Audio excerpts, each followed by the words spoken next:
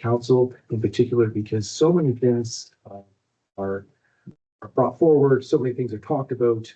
We sometimes forget to even celebrate the wins that we've had, and we are also talk about what has sort of bridged into from 2025 and 2026, and then we have some other new ones that will be 2026 and onwards. So I'll be kind of high level here, but a lot of this has not changed from the last time. We had strategic priorities, the message from City Council here, and that is unchanged. Same with the mission statement. The City of Trail fosters an optimistic, sustainable, and inclusive community by upholding good governance, transparency, and accountability. We provide efficient and accessible services to enhance the quality of life for all residents. By responsibly stewarding city assets, we maintain and improve our infrastructure and natural resources for future generations. Our mission is to encourage economic growth, promote social well-being, and ensure environmental sustainability, keeping Trail a thriving, healthy, and resilient place to live and work. One thing that always is important for council, and I know that you respect this, but we have a lot of core services, whether or not that's cutting the grass, not so much this winter as far as plowing snow, but taking care of the snow removal, take care of cleaning the downtown. We have our ongoing ability for coming and taking the taxes that are the ongoing bi-weekly meetings we have with council. So there's a lot of important parts that we take care of. And so when you look at strategic priorities, you're sort of looking in what else can we do? There's so much to do. This is where we ask council to sort of focus on what is it that would be the strategic priorities that we can then bring forward and then be accountable to council each year. So a few of these, again, the official community plan, we are that much closer, and it will be something I hope that we will get completed and agreed to and approved in 2026. The accessibility plan has been slow to progress, but we've had our meetings here in 2026. And again, that's something that I think is important that we move forward on that. The new one, council sort of was in agreement and put in a joint letter to the province in regards to the Trail Wellfield amalgamation study. You can see that that will be something that will stretch on for a number of years. We did get the province did provide some funding, and there's some discussions to be had with our partner of Warfield to see what the next steps will be. We're proposing to do a downtown parking review. One exciting thing, and again, we'll see a few photos later, but the redevelopment of 900 Spokane and 901 Helena, first step was the demolition of the buildings, and that's completed in 2025. So that's fantastic. Where we're at right now is the planning for the revitalization. Should probably have put a 27, 28, that as well, as much as we might get a plan going here in 2026. We know that that's going to take some time. The Unicorn Child Care Center, we are definitely in the process of working on detailed design with the hopes that we can have some construction documents out probably in the next 6 weeks. CCTV upgrades and expansion, another one that's in progress. We hope to really make some big gains on that in 2026. The Water Master Plan update, we know that the RFP is out, so we're waiting right now for who will put their name forward to do that work. You know, the Charles Lake Drive, the planning design is mostly done, and now we're in the construction phase, which we know will take a couple of years. We have some East Trail storm upgrades to look at. Shavers Bench water main upgrade was completed in 2025 here and 2026, and we have the construction phase that will be starting here shortly. Again, the chlorination settling tank, we have money in the budget for that work to be completed. We did a lot of work on doing the point repairs so that we can use the cure in place trenchless sewer main upgrades. And so you will see that work will be a big thing in 2026. We're looking between a kilometer and a kilometer and a half of getting the relining done. Big one that's been on the books here for a while is this Dudney Avenue, the Forest Avenue underground parking. The planning and design phase is complete in 2025. We know that that work is out currently for a tender, and we expect to have some results and get working on that. And I think that we're starting it after Silver City Days. Airport Master Plan, we have a BCAP grant in, hoping to hear back from them shortly. Glover road improvements. We know that that's a project, but you can see how long it's been in planning. It's a major project, and we've pushed that out a bit just to really consider what's all involved to be undertaken to do that. Recent transit exchange, we're waiting to kind of get the understanding of who has been awarded the project, and then traffic plan that needs to come to council. Those are all things I would expect in the near future. Negotiations of new TRP agreements. We certainly have been successful with the city of Rossland. We just finished an updated one last year with the village of Warfield. The next one that's coming up here, 2026, will be the Beaver Valley Loop. So I'm hoping again we can have success, and I continue to put forward to Area B to come and join us. Hoping maybe this will be the year that we can make that happen. Pretty exciting that we did a complete revamp of the ice floor and the boards in Winkle Arena. It looks fantastic. The heat recovery project is ongoing, and we expect it to be wrapped up here in the next 2 to 3 months. So that's fantastic. We've got some work to do on cavalcating the Trail Aquatic and Leisure Center. It's in progress. We're preparing for the provincial and Canadian Little League events. We know that the community has been outstanding as far as the donations of time and effort and materials that have gone on at Gillespie Park. It looks fantastic, and we're really close to being able to get that in place for our provincial championships that are planned for 2026 summer. BC Winter Games. I thank staff and all of the volunteers that put in that time. That went off very, very smoothly. I was very impressed, and that was completed. We know that the comments from the organizers that having it in a facility that allowed not only the many of the events, but that are sporting events, but the actual organizing of whether the food and the meetings and the opening ceremonies, all having that in one building was really, really key for a successful BC Winter Games here in Trail and our partners in Rossland. Heritage and culture. We have plans for some permanent Indigenous exhibition. I know that our riverfront and museum manager is working on that, and it's something that we need to do with a great deal of respect, and it's taking time, and so we want to do it right. So that's where you're seeing one sort of being pushed out into 2027. It's Trails 125. You can see this. Well, you can't maybe see because my thing's up, but it's got celebration of fireworks behind us for what was expected to be a big year. Come out this year to see Silver City Days fireworks. We put an extra few bucks in the budget to really hold you in your seat and impress you with that show.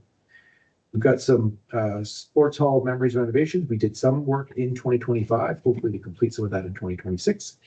And one of the things that we're also looking forward to is the covered stairs and the rock wall assessment. Ongoing for good governance is the review and update of bylaws and policies. We noticed that our corporate officer was bringing forward some updates to bylaws that were from 1994. So we've got some work to do, and we're like every other municipality, especially one that's 125 years old. This is not uncommon, and it takes time, but this is the plan to be able to look over and find out strategically which ones we need to bring forward and update, and we will do that. Website upgrade is in progress right now, with the hope that by the end of June we've switched to the new website. I'm really pleased to say that we've got all the management positions are currently in place. It's been a long time, and we really want to, looking forward to working with a full complement of managers. It makes a big difference. The stress that goes on for managers that are picking up other people's roles where people are off can make us not as efficient as we can and need be. So that's something that we've already seen here at this table, and I only expect it to improve as people start to get to know their jobs just better and better. Fleet master plan, asset management, two big ones. One that's brought forward here for 2026 that's new is the city-owned land inventory. We know that we've got some lots. We know that there's opportunities there for whether or not that's could be a Habitat for Humanity. It could be a situation where we don't need that land and we could sell it and recover that and take some pressure off of taxes and other fees that we need to collect to operate at the city. So budget principles, kind of council's direction to staff. Pretty much seeing a typo here, but support delivery of municipal services. I thought I'd change that, but it should have said maintain services delivered at the 2025 levels. Of course, we want to reduce costs of our service delivery wherever possible. And While doing that, we want to minimize our service impact levels. Look for opportunities to generate new revenue. It's a guiding principle to minimize any tax rate increases. Do a good job. Long-term planning as a focus. Say, harken back to our sewer and water master plans. They go from master plans with the document that we share financial plan goes from 2026 to 2040. I think that that's important to look out. Allows council to see the long period of times that it takes to build these reserves and to make sure the funding is available for the infrastructure deficit that we are currently dealing with. And where possible, with our new climate action planning manager and climate action, we try to do our best to implement sustainable principles. Again, I know council seen this too many times, but it has a few updated numbers because I've got the city revenue. Again, we're in the process of auditing. We're about 32.3 million in 2025. Operational expenses about 25, and we mathematically say there's a gap there. And yes, there is, because the revenue over expenses are there to pay down debt. And they also flow into our operation and capital reserves, which we budget and see. Again, we're in a place where the city of Trail, has about 1.4 to 1 ratio. So the idea being that if, a lot of other revenue sources like grants are great, but they're not always continuous every year. I've done a pretty good job with their sales of services, and we do look at those and monitor them and try to keep any increases at inflationary levels. But those are some of the sources that we have for revenues. But you can't all of a sudden double the rates on those fees. So taxation tends to be the main vehicle for council to be able to keep the funds that we require to be able to keep the regular services and that we do and provide to the city. On that, you can have a pretty healthy taxation. And compared to our expenses at 1.4 to 1, if you had a 1%, for example, increase in your inflationary for your services, your tax increase would need to be 1.4% to sort of keep up with that, because that's sort of it covering the additional coverage of over 1.4. We talk about here's where we are with staffing and that what 1% tax increase provides to cities' coffers. So high level staff have included a proposed 3% tax increase for 2026. We had looked at 3.5. Council had directed staff that there's concern in the community about the affordability. And this is an area that they felt that we should tighten our belt on. And so we've done that. Council also previously approved the following increases in utility rates, with the RDKB now responsible for recycling and garbage and compost. That cost is all now on the RDKB taxes. That's why you don't see any garbage fee in here anymore. So that's why, or not that's why, but so now we just focus on the two utility rates that we have, and that's one for water. And you can see in 2026, there was a decision to move the parcel tax and to add it to the actual water utility rate. Now, that might seem unfair if we didn't take it off of the taxes, which of course we did. So we added the 150 to the water utility rate, but we also increased the water rate before the 150. So that's the $46. So for a single family dwelling, or any discount taking, it was $196 for a single family dwelling. However, you will get $150 less than your parcel tax. So the increase from 2025 to 2026 on a single family dwelling is about $46. Council decided also that there's a healthy reserve, getting enough rental income, not rental income, we're getting enough rate income for utilities for the capital that we're doing, that it was decided that we would have no increase to the sewer fee for 2026. Not as big as last year, but still a pretty healthy capital budget. We're at 10.715 in the general capital. Water capital is significantly higher in 2026, mainly because we are planning to undertake the first phase of the Charles Lake twinning of the water line that comes down from the water plant. The 1 million, in sewer capital, that relates to the work that we plan to do with the lining of our sewer needs. Again, today's highlights, we've talked about this, that we were successful, had a safe demolition of both the Nana Spokane and CS William building. Upgrades at the Comingo Arena, we've already talked about that. Talked again about the City Little League and the revitalization of the baseball fields at Bliski, strong volunteerism and in-kind support. Talked about that Warfield has agreed to a 3-year extension of the TRP. We're able to recruit and appoint a highly qualified general manager of municipal services. And it's really seeing the benefit of that in the Parks and Public Works Department. His leadership has really been key. Also filled a new position for manager of planning and climate action. Which the results, already seeing the results, excellent hire for the city. Opportunities, of course, we want to see what can we do with the new lots that we have in the downtown. I think it's going to be imperative for the revitalization. A bit unfortunate, I would say, that we were also kind of hit a time where the province has spent all of their money. In fact, they're in large deficits, so we're starting to see pulling back on some of the funding that we had maybe hoped might help support a partnership or a 3P kind of project there, where we've got maybe maybe seniors housing or workforce housing tied in with market housing, but we will see what the group comes up with. Again, we continue to get closer and closer on the OCP. Hope to be able to start construction of the unit for daycare center soon. Downtown Transit Exchange, that area as well. Not sure what will happen on the amalgamation study, but that'll be some conversations over the next couple of months.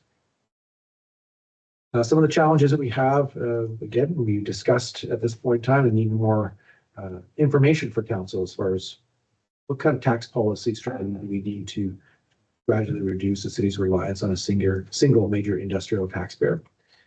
And we're also continue to work with BC Housing to advance suitable supportive housing projects. We know that sadly or unfortunately, BC Housing did provide a letter saying that they pulled out some funding that they had earmarked for a supportive housing project in Trail. That doesn't mean that we're going to quit. So the council is going to be dogged on making this happen in the city of Trail. We have some work to do on our IT system, so that's going to be a focus in 2026. We also had low levels of residential and commercial development. And that's kind of resulted in not as high new construction tax revenue that we would be helpful on trying to take some of the stresses off the system.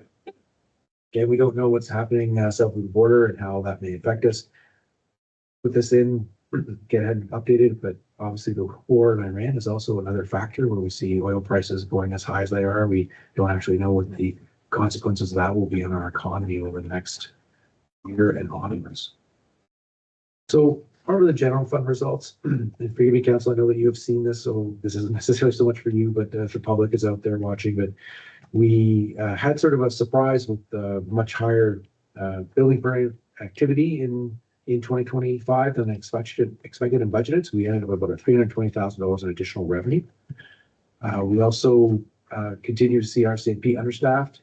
Unlike last year, we did not see the overtime rates or costs spike like they did, and so that has also created a pretty large surplus. Also, good news in some aspects where we've had a low snow year, which reduces the cost, and we don't lay off our staff. So of course they're allocated, but they're getting better value-added things, I would say, like in updating our parks, working off benches, cleaning up trees, all the different works that they can do. And so that's something that, as much as you will see on the financials in the future, that Public Works is below budget, but Parks and Recreation is under. We also had a better year under our interest income than we expected. Part of that being with Bank of Canada was slower at changing their rates in 2025 than had first been anticipated. Talk about the airport. Fuel saving revenue is below budget, and this is due to the new Saab being used, which is a much larger plane and has a washroom coming into our Trail Airport on a more regular basis, and that aircraft has larger fuel tanks, so they're able to fly here and not need to refuel and Trail, and they can get back to Vancouver. So talk about this again. Budget is keeping operating service levels in line with previous years, and for the first time in over 5 years, the management team is fully staffed. This really strengthens our organizational capacity, improving continuity in operations, and better position the city to advance key priorities and deliver services effectively. Again, a continuation with the Village of Warfield. That's a good news story. Already seeing we've had a pretty low snowfall here in 2026, so I already did some allocation of the budget out of Public Works into Parks. We will see what 2027 means, if we need to move that back or what are the adjustments we need to make. But that was one, just noting that definitely an earlier year for our Public Works team in Parks versus years previous, and even in the later years previous, that was earlier than the years before. Council agreed to approve some additional funds for celebration, support the Trail 125 celebrations and related activities. Part of that has already started in some of the virtual QR scanning codes. We'll be able to see some of our historical buildings and look at some of the murals that we have and them come to life. But we also know that a big celebration will be part of our 125 and Silver City Days. Shaman Hook is coming. Get your tickets. I've also, as part of this budget, we've asked some of the remaining 150K from the COVID funding that was provided back in 2021 to use to assist with some IT upgrades and some of those projects we need to do, which I think will really help us. One of the things that council is committed to as well is knowing that capital isn't stagnant. So each year we kind of add about $100,000 into that capital reserve. Each year, that allocation, just to make sure that we're at least not being stagnant there. And I think that that's a wise movement.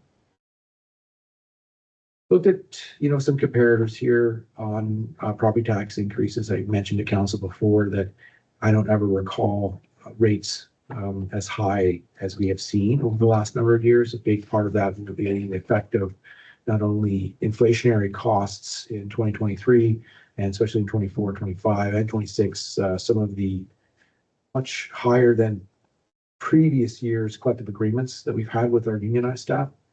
And so that is reflected, I think. And if you look at the numbers in there, you will see, I would say to you, if you looked historically, these are some of the highest numbers that you have seen probably in 20, 30 years on an average of a 4-year term. Council's been quite good here, I think, on being pretty steady on the rate increases that we've had. I know that a number of communities also, though, the cost of policing has really, really put pressure on their budgets, and that's been a main factor. Some of that can be for the fact that they move from being a community of over 5,000, where they need to now start paying for their policing, or if you're under a community of 5,000, then you pay a tax, but it's not paying for your services. So that's been one of those factors that has definitely put pressure the cost of protective services. Talked about taxation this year, as we've talked about before. If you have the average change, which this year was basically zero, so if yours change in assessed value is pretty much the same, then you will get whatever increase that would be the 3%, at least only from the municipal side. There's other taxes, and we'll look at those numbers shortly. But if your property value was, say, you went down by 5%, then you can expect actually to pay less taxes. If your your assessment went up, if your property assessment went up by 5%, then you would expect that that's 5% higher than the average, and some of the allocation would then come to your property with that higher assessment value. Just to be clear, this kind of goes contrary. We spoke about it a lot, but it doesn't mean because it was zero that therefore there's no tax increases. In the same way that if there was a average of 10% increase, that all of a sudden the city is not in the money. We always adjust the rate back to account for whatever changes happen with BC assessment in the year, and that's what our starting point is, to make sure that we would have had a rate that would have been appropriate with the new BC assessed values with the previous year's taxes collected, and then we go from there on whatever increase it is. Yeah, we talked about this, that the residential, then you can see what the total value of the assessment is. It's almost 70% is residential, basically no change. Major industry is about 14%, but an increase of about 5%. So again, you see some tax reallocation on not on the city per se, but on some of the other taxes we collect on behalf of. Talk about that in the future here. You can see that business is at 11.32% of assessments, and their increase was also 6.74%. Again, just a graph that kind of shows you the huge spike in basically residential. Yes, we've had definitely on the green line, which is the major industry. It's had a gradual slope upwards, but you can really see from basically 2018, 2019, what a large increase in assessed values for the properties here in Trail. So in 2026, the average home 406, $210. Last year was 406 and $56. So really no change over the previous year. If we were looking at taxation changes, you can see that a 3% over last year is about $33. The residential flat tax is unchanged. You can see that we've had, again, another little drop in our property tax debt for municipality. When you look at the water rates after discount, see that's $187. Sewer rates, no change. Water parcel tax, noting that that's now coming off your taxation. So on your single family dwelling, the cost that associated solely with the municipality or the city of Trail is $68. So about $5.67 kind of. This one here, just I think I put it in there just to sort of really focus on some of the changes, in particular on the RDKP. Again, not much of a factor at 2.1%. One of the reasons for that, and we'll show later, is the fact that with the fixed rate that we use for city taxes, we collect at a certain percentage no matter what happens with the assessed values, whereas under the RDKB, hospital tax, and the school tax, the DCS7 tax, whenever there's a change in assessed values between classes, there can be a reallocation. And that's why if you're saying that, wait a second, RDKB for a residential home is only going up 2.1%, but the overall tax increase in the requisition is about 5%, close to it. So part of that is that because of the business and major industry having increases in assessed values significantly higher, as we saw in the previous slide, there's an allocation of taxes onto those parties, and there takes pressure off residential. Here, and again, it's quite unique. Just early last week, we got the school tax, and so that's a big factor in being able to show you the change on all of the property taxes. So, in theory, here you had the perfect home that was 406, that you would see an overall increase of about $54. School tax, and again, that's provincial tax. And as much as it's called school tax, it's actually used for a number of different funding streams for the province. They use it for healthcare. They use it for and school tax and some other entities as well. So sometimes it's a misnomer when it's all for school tax. It's not, but it's up 5.65%. It was actually up about 6% in 2024 or 2025, and so now we've got another 5.65% in school tax. And I know the province is having trouble financially, and that's where you're starting to see some pressure. This is an area where they're collecting more taxation revenue from through property taxes.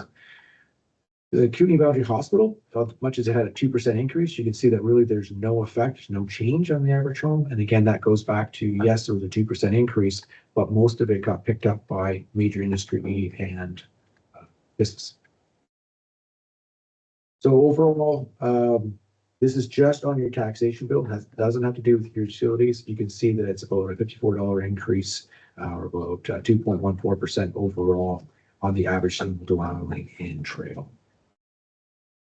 Talk about, this is where that 1.4 kind of component comes into place. You can see where we get our revenue sources from. And that includes our sewer fees. This is all of our revenue. So again, that $32 million. Obviously, taxes are making up the lion's share of that at $19 million. Other revenues will be whether or not it's a donation we got from the Murphy Foundation this year. Also will be some of the leases that we have. Sales of services deal with rentals that we may have, or those that are buying passes for the rec centers, or being able to use the rink. Water and sewer user fees are pretty much self-explanatory. And airport revenue, that's the money that we get for passengers flying into the airport, and coupled with that would be our parking revenue and the lease for Pacific Coastal to be in our terminal. So our expenses, you could see that obviously Parks and Rec, no surprise, when you are the operator, most other and our regional partners here are under RDCK. So RDCK runs their recreation, so they're responsible for the rinks and the pools. Whereas uniquely here, City of Trail is the main provider of that service for two rinks, curling club, gymnasium, pickleball courts, tennis courts, aquatic center, gym. That's all owned. That didn't include the fields that we have, Haley Park, all the rest of the parks that go on Pulaski Park. And we do get some funding that comes from our neighbors, as far as that's where the trail residence plan comes from, to help have people have the same rate from our neighbors. They pay us to be able to have that privilege. But definitely City of Trail taxpayer is the one that's getting the largest cost of that. Again, some of them are sort of range of that kind of makes sense. Protective services would be our RCMP contract and our bylaw. Transportation services, and obviously, is going to be the work that we do with whether it's the storm sewer and or the public works doing your snow plowing and different works like that. Here's your allocation, and we talked about that on that pie chart, and we'll take if you can try to keep a snapshot of this in your mind, and we'll look later at what happens when you're dealing with the regional district and how that is provincially set on how the allocation of taxes are to be. You can see here that major industry is at that 61%, utilities is 4.5%, residential at 27%, and businesses at 7.5% of the tax pie. This is for our general fund taxes. When again, I think it's really important, especially for staff, when someone comes in, when they get their tax notice from the City of Trail, we collect on behalf of the school, the province, BC, the BC assessment, regional hospital, and the RDKB. And as you can see, if you don't have a homeowner grant kind of in there, you're paying $3,313 on an average single family dwelling in Trail. You will note that only 43% of that is actually coming to the city of Trail. The rest of those are split between the other parties. Regional district, of course, our partners, they do provide fire. So that would be something that in other communities may have their own fire department. So you may see a higher portion of this pie being for the city because they're covering things like garbage pickup and or fire would be another big one. And so that's why sometimes this pie can move around and not hard to compare one community to another. We talk about our share of services, and I mentioned this earlier that 4.84% is what the increase from 2025 to 2026 for all the different services that we're in. See there, we've got building inspection for now. We have fire protection, cemeteries, some of the transit, and our sewer. And but that 355,000 increase, 4.84%. But we noted earlier that because of the tax changes, the tax reallocation due to the increase in business and major industry assessed values, the average home is getting about 2% of that 4.84% increase. This is where, again, when we talk about those charts here, residential is paying 40%, 46% of the RDKB tax allocation. Business is at 18%, heavy industries at 31%. You compare that to our general taxes where you got 27% from residential, 7% from business, and 61% from heavy industry. So just kind of telling you, this is the kind of model that comes from the province. And we've got our own model, which is again a fixed allocation, and not uncommon for communities to have that route to keep that balance. But just letting you know, if you're looking at some of the changes, here's the numbers to kind of look at sometimes. So just going to tackle capital and utilities and debt.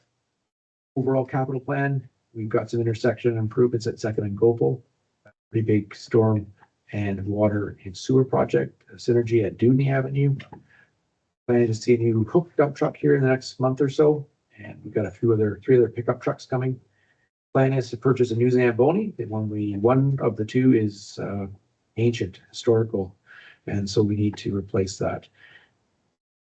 Soon, we'll be able to do this public budget presentation in nice, comfy council chambers, which will serve us better, I think. So looking forward to that. We've got some costs budgeted for that in 2026 here, and noting that this is being funded from the COVID funding, and part of it is the COVID funding that we provided from the province, one of the main drivers for that was to make sure that you could have council meetings being virtually and being out to the community. So we are taking advantage of that funding. The work that we are doing in the council chambers totally qualifies for what the funding was provided. Even core daycare, if it starts and gets underway here, we're expecting about 2.5 million of that $3.5 million project to be completed in 2026. Talked about the completion of the Felicity Park upgrades. Also have the McBride Street playground improvements, which was a carry forward from 2025. And finally, we will be able to see the benefits of the heat recovery project in 2026. And we plan to have the ice in the Cominco Arena all year round. And so we're already having people outside the community interested in, it's not common to have summer ice. And so that's something that we will see what kind of revenue generation we get. Water master plan is one of the main features for the water plant, for the water budget capital for 2026. Charles Lake Drive, phase 1, got a Bear Creek well, and the portion of Dewey that's related to water is part of that in that 4.175, as well as the Shavers Bench water line replacement. Pier in place sewer main relining makes up the majority of that sewer cost. We have a couple of smaller items, whether or not that's Dewey Avenue sewer main upgrade as part of the other utilities we mentioned in this page. And then Clark Drive is getting some SCADA system, which is, again, we talked SCADA, it's about the computer component, talking about, hey, you know, where's flow going? How do we control? Do we need to shut down? Do we need to ramp up? So it's an important part of the system.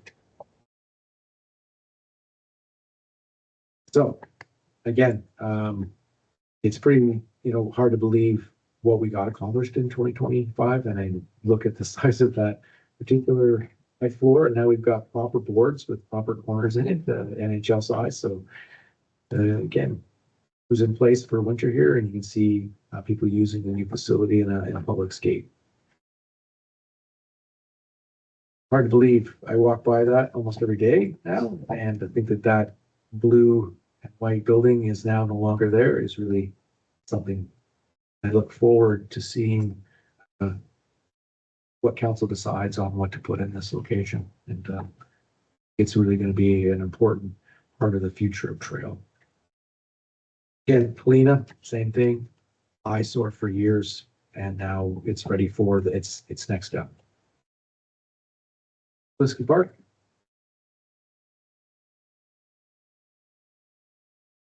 This is just up until sort of the final photos that I had anyway for the end of 2025. We know that the work has continued, so we will get some new photos for council with sort of the new fencing and other backstop upgrades that have happened at this park.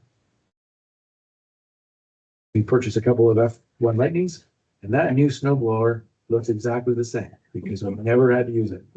So, but it's ready. It's ready for the next time we get a big dump. So.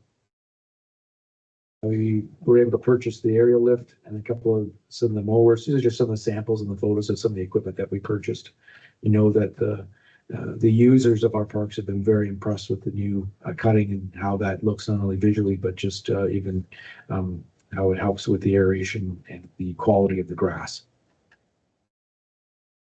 Wanted to speak a bit about our regional water rates and comparators. You can see on this particular graph, and in fact, this was, I didn't update it actually, but I think it might have even been higher, but the city of Castlegarth's got a big sewage treatment plant problem, and as much as we know that there's a large jump in 2025 for our community for the new sewage treatment plant, which is coming along quite nicely.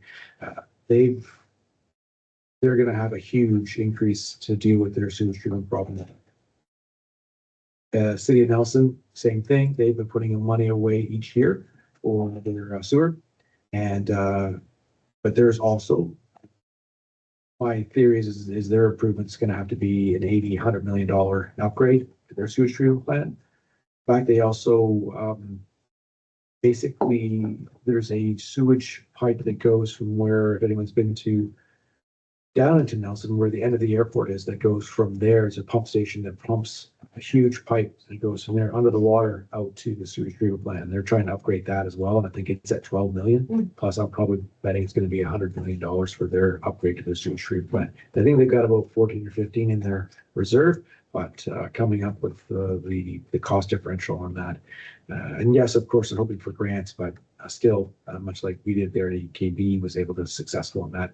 The costs just keep going up. So I'll be curious to see what the end result is in 2027, 8, 9 as these major infrastructures have to be replaced. There's provincial demands of the quality of the water that needs to come back into the river because that's where everyone is putting it. And that's understandable, but it comes at a cost. Council may remember last year, our spike was quite high as well. City of Roslyn was able to use some reserves to sort of lessen that pressure, but you can see in 2026 here that their increase was quite significant as well at 21%. But we kind of took our hit in 2025 and we're at about 2.34% in our utility rates in 2026. So under the utility, water master plan update is out, and I think it's a really key document. This is really going to help council be able to see and council to talk, or staff to talk to council about what the priority is. This phase 1 of the Charles Lake Water Main project is also very important. That it gets underground. We did put a big application in. We still have not heard back from that, so that's something that I'm really hoping that if we could get that, that would certainly take some big pressure off of the water reserve. We had to carry forward for the Bear Creek Well, Shaver Bench, and Dewey Avenue water main upgrades into 2026. Council did decide, because they know the increases have been significant in the water fund, and they did allocate some of the remaining tax support into the water utility from the sewer utility to help with this pressure. And part of the reason we can do that is because the sewer utility is a healthy place, and the amount of rate funding is coming in is enough to be able to assist with the capital work that needs to be done into the future. A couple more photos here. We talked about this earlier with the general manager Minor, just taking out that water pump. Not easy to do, rather large. And we've got one back and in and operating, and because we have two, we can get the other one serviced. But once we have that done, now we've got them in place and we can maintain them. But again, not an easy project. We did do a new water main valve insert, and this is important because what we've been finding as we've been going along is that if we don't have areas where we can shut off the water, what that means is if you have a break in a smaller part of the community, this will allow us to isolate. So you could turn the water off for those, say, 20 homes instead of saying we have to turn off water to 300 homes. So these are important upgrades that we can make to our water system. Allows us to be effective and least impactful when we do have water main breaks. And with aging infrastructure, that's what you get. So this is the fixed photo here. But people ask, well, what's going on with the water rates? Why are they going up? Well, you can see that some of the equipment needs to be replaced. And we don't see it every day because you drive over it in your car, but you can see this is what's happening below the ground, not everywhere. And as we go along and we upgrade it, but this is one of the main reasons that we need to do this work. So good visual. Wasn't a lot of water coming into some of those steps.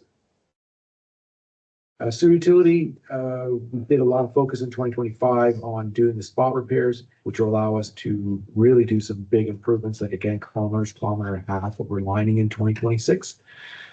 And again, we also have small little purchases for some upgrades to equipment and a camera for the Vector truck.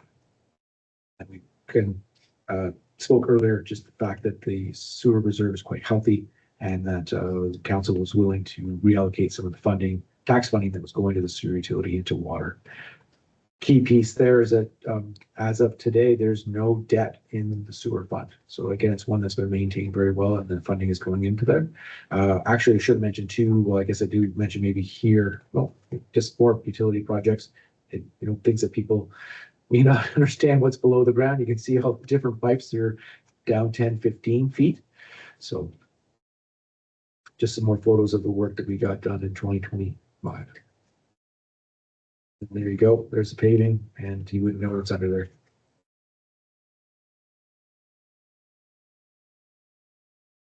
there.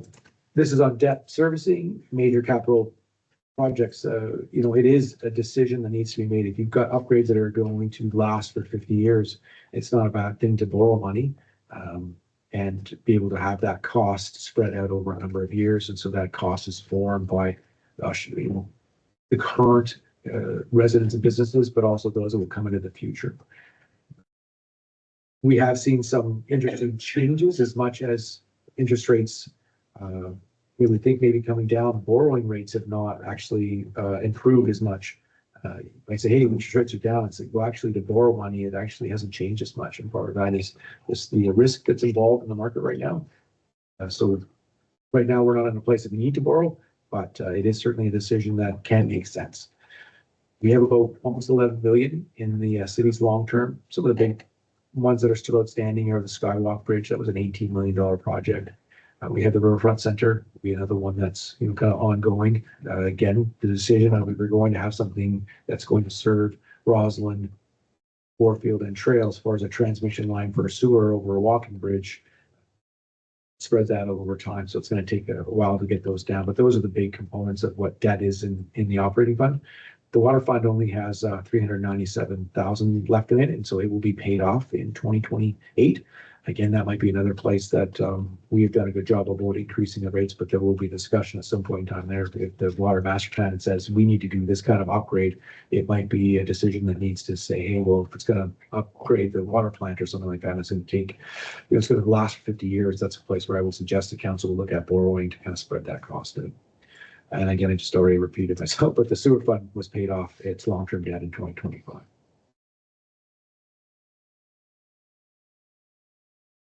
Are there any questions from this people? They're all awake, so I appreciate that. It's okay. Thank you, through the chair. Just curious, being April 13th, do you think we'll be able to do $2.5 million worth of work for the Unicorn Baker sector this year? Great question. It's in place. If it doesn't get used, I mean, it's all grant funded, right? So if it ends up being less, or that will be kind of budgeted at what we expect it to be. They're a bit later than we had hoped, but that can be adjusted. But if it doesn't, it just would roll into 2026. It's not like the funding would just be. Is there any end time for the funding that we have to use? It isn't. No. Sorry, I shouldn't say that. Based on where we're at with the project, I think there is still a number of years of usage, even if we did kind of get in the current year. Any other questions? Yes, the chair, just go back to, I don't know what page it is, the 2026 proposed 2025. When you gave us the overview of all the tax increases throughout the province, noticing Vancouver at 0. Everybody else is, with the exception of Port Coquitlam, is in excess of 2%. Now, 2% is the inflation rate. So that would be, in my opinion, and not being an expert on finances, the very minimum tax rate that I think it would be acceptable. You'd want to stay at least at inflation. So we're at 3%. I think I know the answer, but just for the sake of maybe addressing it to the public, why are we going 3 when inflation's 2? Why are we making the ask for 3? If you can just explain that in real simple layperson's terms, I would really appreciate it. Yeah, well, one big factor is that we have a collective agreement that was signed, and the 5% in 1 year, 5% in 2025, and 4% in 2026. Some of the other pressures that we have coming right now that we didn't get some of the benefits from that we did in the last couple of years is that we sort of kind of maxed out on the usage of the pools being full, and it's sort of you get those sort of rates, whereas with a couple of years ago, even for the airport and for the recreational facilities, the numbers were down. And now you start to get those up to kind of being at a max, and so we're getting some of those benefits. So some of that entrepreneurial revenue is certainly something that has had an effect. We've added some additional staff, whether or not that's the planner would be another component of that. And we've helped use the climate action fund we have to sort of lower that pressure. And of course, as staff, we look at opportunities to try to find savings in other places, much like council had asked about the building inspection that we discussed earlier, and trying to find areas where we can have savings. And I would suggest to you that there can be 2% might have been a number around there in the fall sort of thing. That's not always all year round. And I do note that, we did have some savings that were beneficial for, say, fuel was down a bit, but now that fuel was up. And so even as we look into 2026 here, we know that the overall 2% it's not going to be 2% by the time we get to the end of 2026. So there's a couple of factors that are involved there. Like I said, it's one of the challenges of when you start to bump up against, if we could add another 200 people a day into the pool or to the rink and that sort of thing, you could probably say, oh, hey, we could generate more of that entrepreneurial income that comes. But right now we're sort of maxing out at those. So that's, it's both a blessing and a curse when you've got that entrepreneurial income, because it does help take pressure off of this. I mean, certainly when I see it, and it's not easy, but the city of Trail taxpayer, which again, we know that our Great Northern is paying 61% of it. Well, we pay a huge amount of money for our recreation facilities. And so even with some of the agreements that we get and have been in place currently, they don't really touch the cost of not only the operational cost, but the capital cost. And we've been pretty fortunate here. We had the Murphy Foundation provide the kind of grant or the donation that they provided. We were able to get $4.5 million worth of grant for the Trail Memorial Center heating recovery upgrade. And once that's in place, we also hope that some of those costs of fuel, whether or not, kind of electrical and natural gas drop.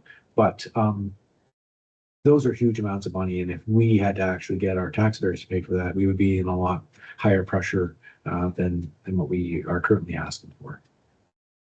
Thank you.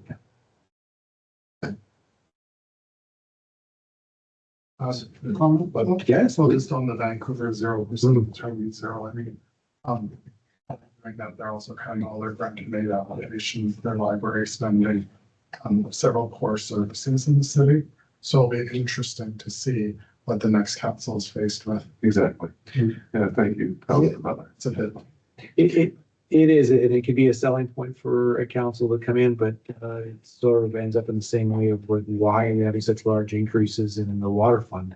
It's because there wasn't, kind of the willingness to kind of increase those rates. So what happens is you have people on this table are being asked to be brave because I know they need to go into the grocery store and you need to fill up your car with gas and you're going to run into your constituents, but it's about doing the right thing. And there's a lot of that going on across this province right now that it was kind of common just to sort of kind of move along and not tackle some of these infrastructure deficits. And now that we are, I think that we're in a better place and we'll be healthier for it. The other one too that's sort of troubling for me, Councillor Cashel, is sort of this mixed bag with the RCMP. You kind of have what is expected for them to get on the next collective agreement. I kind of need to account for it, but I'm also kind of pulling it back because I don't know how many staff members we're going to have. We know that the new staff sergeant is here. He's brought in a police one recruit, looking for another one. So they are trying to push the numbers to get to that max. So the last thing I want to come back to you and also to say like, hey, kind of not giving them everything because I'm kind of assuming in the first quarter here they haven't had their full complement of staff. But if they get to that by the end of the year, then those are some of the pressure pieces that we get right now. You get a bit of a surplus, which like I said it before, I plan to ask council to put it into maybe an RCMP reserve to help with some of the ebbs and flows with them. But it is a bit of a challenge on other entities that I don't have any control over what's going to happen there. So. Thank you. Thank you. Councillor Benson, you had your hand. Yes, thank you through the chair. This is Shannon, reminds me of homeowner grants. Yes. I noticed it's the same as last year. Did they ever change? They have not. Good question. Yeah, they have not changed in a long time. Okay. The assessed value. Yeah. is going up. But okay.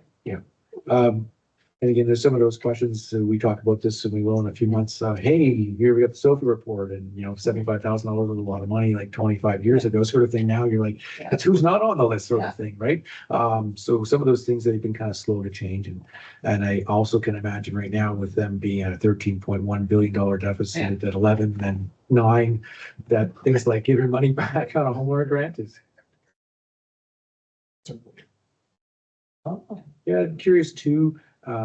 What if they're monitoring? Well, what are they monitoring on people moving into because you get a bit more, right? So that's the homeowner grant for most, but if you get to be 65, then it goes up to 1,000. Oh, yeah, Right. right. So you, again, I 1 or 2 on mathematically.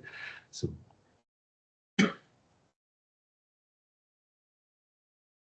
Any other questions? Counselor Wilson, do you have any questions? No. thanks for your patience. Thanks for Thank another you. 6 months of budget meetings. We'll bring this forward for council. I think overall, I appreciate Councillor Cashwell's question, but it is one of those documents that really does speak. I will note that we're not the only one that, again, we've been pretty balanced, but it is interesting to see some of the other ones that in the election year, they're like, 6.7, 8.2, full 2% sort of thing, right? So it is, yeah, kind of interesting. Some of those are going that route. Others are saying we can't afford to because of cost pressures that we're facing. I think we started early this year with some. Yes, and it is true, and it's a Yeah. great point, and I thank the staff and having a full complement of staff and being able to do this work, because we're having this meeting now, we've got a couple weeks to hear from the community, and that would be something that I doubt that you're going to get a big, plethora of emails or letters to the editor on things. I think that we've done a really good job, actually. I I agree. appreciate, it could be a 2 or 3. I mean, that 1%, you can see the dollar amounts, not too much of an effect. Yeah, and I would hope too that we would be even better next year, right? So that's the goal. Absolutely. Okay, if council is ready, we'll move on to the rest of the agenda here. We're on item number 14, council meeting minutes for approval. And we have one set of minutes from March 23rd of 2026. And the resolution is that those minutes be adopted. All those in favor? And that was carried. Thank you. So resolutions from the March 23rd, 2026 Committee of the Whole meeting to be considered for adoption tonight. And the first one is a resolution that the following item considered for information at the March 23rd, 2026 Committee of the Whole be adopted. The report on invoices paid for municipal services of February 2026. Make that motion. A seconder, please. All those in favor? And that was carried. A resolution that council defer the 1% decrease to the major industry tax rate until receipt of additional information. The motion, thank you. Seconder, all those in favor? And that was carried. Thank you. Resolution that council directs staff to proceed with effecting an increase to tax rates between 3 and 3.5%. Motion. Thank you, Councilor Cashel. Seconder, and all those in favor. And that was carried. A resolution that council provide the Downtown Trail Improvement Committee with a grant of $3,000 to support local businesses and encourage delegates to explore trail during the 2026 Association and Kootenay Boundary Local Government Conference through a trail tenor voucher program and locally produced keepsakes. All those in favor? That's carried. Resolutions from the April 13th, 2026 Committee of the Whole meeting to be considered for adoption, and that is that in accordance with section 4642 of the Local Government Act, Council waived the public hearing for zoning amendment bylaw number 2975 and proceed with the statutory notification to nearby properties owners. And seconded, all those in favor? And that was carried. Reports and meeting minutes of council committees, and we have the resolution that council adopt the following minutes and recommendations within the Community Safety Task Force Committee meeting draft minutes for March 23rd, 2026.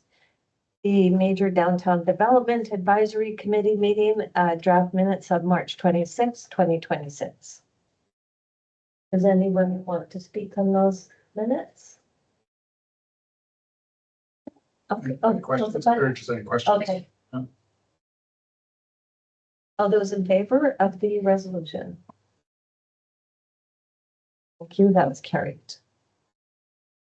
Councillor Martin, on to the Regional District of Kootenai Boundary Report. Thank you, from the chair. On behalf of council, I attended the following RDKB meetings. Wednesday, March 25th, there was an RDKB policy and personnel meeting in Trail. Two different policies. One was fire department service levels. This policy was established in accordance with the requirements of the Office of the Fire Commissioner of BC and the structure firefighter competency and training playbook. Exterior operations, interior operations, and full service operations. And just to cut it short here, Kootenai Boundary Regional Fire Rescue is a full service operations department. They can do everything. On the other end, Beaverdale Fire Department, they're only exterior operations. The second policy was employee recognition.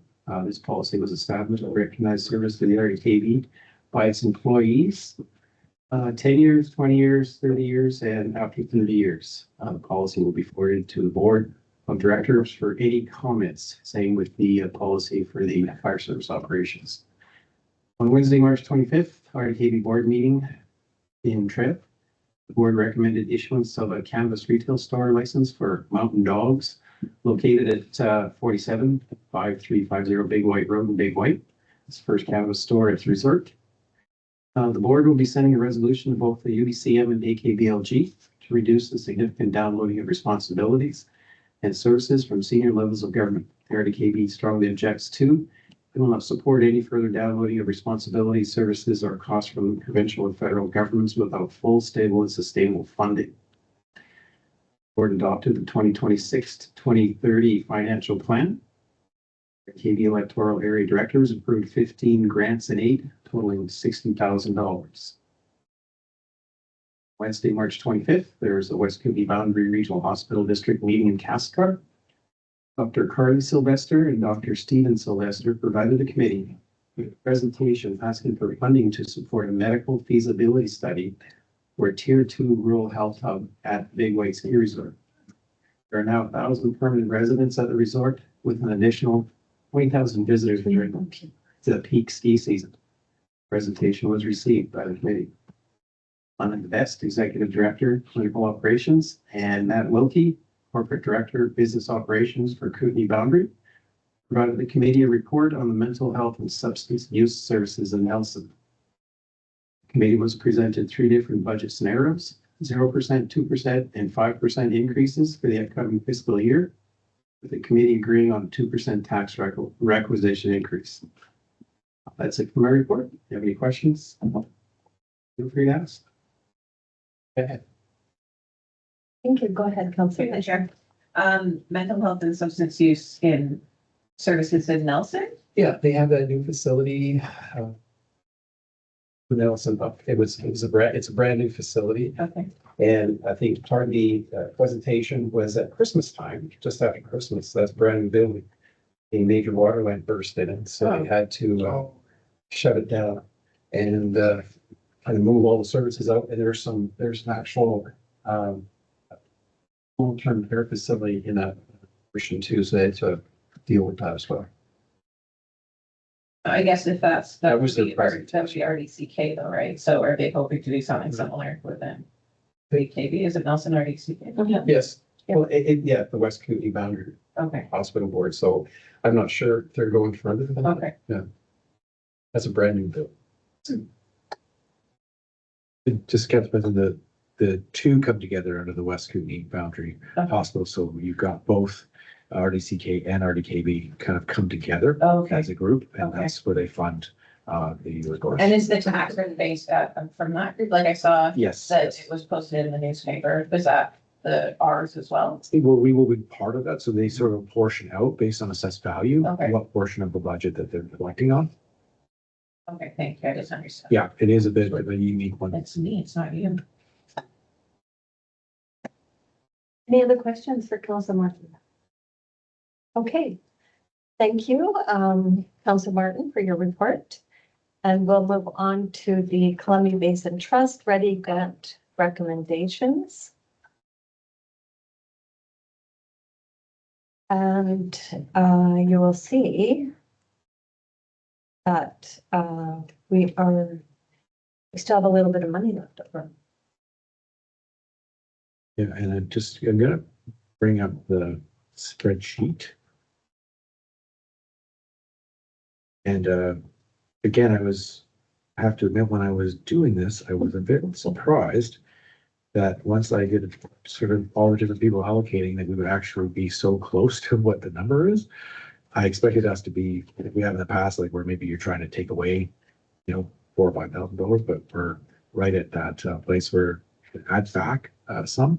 Again, reminding that we kind of look at, what has the most highest votes and then sort of go through a process of that. I know that this has been a very, very difficult year for council. We had, I think, was it 59? 57, right? So significantly more requests than we've had in the past. Some with some pretty large asks in there, considering that City of Trail gets 113. I don't know if it meant like last year, because we had some additional people not follow through with their, so we had kind of like 130, we had an extra like 40,000 come back. So we were kind of in that 150 kind of range.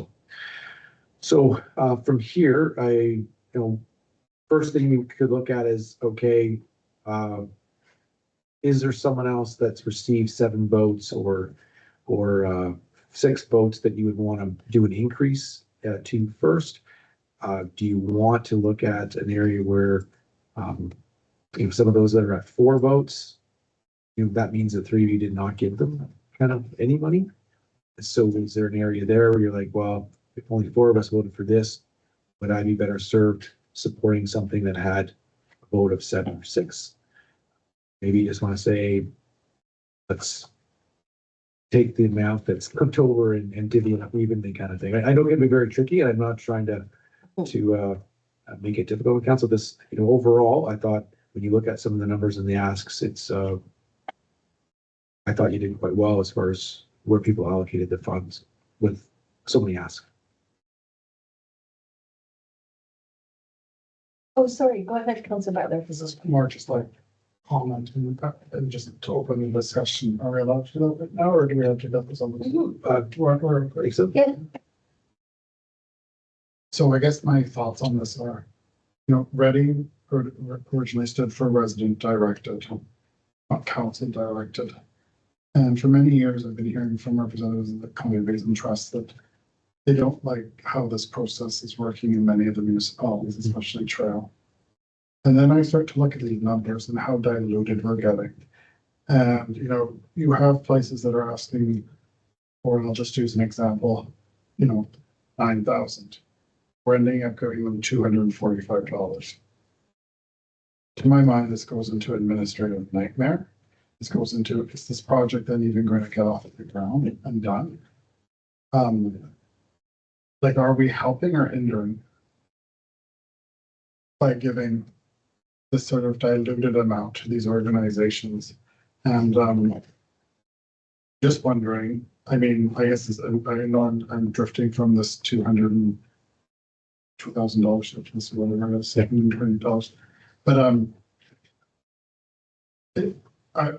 this has been one of those ones that for many years from my personal time here on council that it's not being kind of done right. And I'm just wondering if there's a way that we could have representatives from Columbia Basin Trust who represent our area come in to give some suggestions to both council and staff on how this could be getting better done. And then my second question is how are they funding this? Does the money go out right away to these organizations, or do they have to demonstrate that the project's done? Or are they doing an 80-20 split? I think that they hold back for the final reporting. That's kind of CBT's, usual MO. Yeah. I guess what I'm just we're just getting it's just $17,000 asks, and then we're getting down to $1,500. It's just are we are these projects even getting done? Are you giving out false hopes to some of these groups? So I a better way and like, I'm fine with all of the way the numbers trickle out. I think it does like work amongst the, you know, us here, like the 7 of us, but at the same time, like, yeah, it's a sad state of where we are, you know, when you have like, you know, 157 groups asking for $113,000. Well, if I can, Yeah. Mayor, yeah, a few things. One, yeah, Comment open. yeah, no, and absolutely, and I just, if I can address a couple of things for you. I don't know how, well, I will say that basically municipality of Nelson, Castlegar, Roslyn, and Trail all do this sort of system. Yeah. And, again, I don't know if it's like renting Cominco Arena and trying to do something else to kind of, you know, make all the people come and vote for this. Sorry, not sure, but this has always been an issue to con because it's like, everyone's doing it this way. Yeah, we get comments back from the CBT people or I have.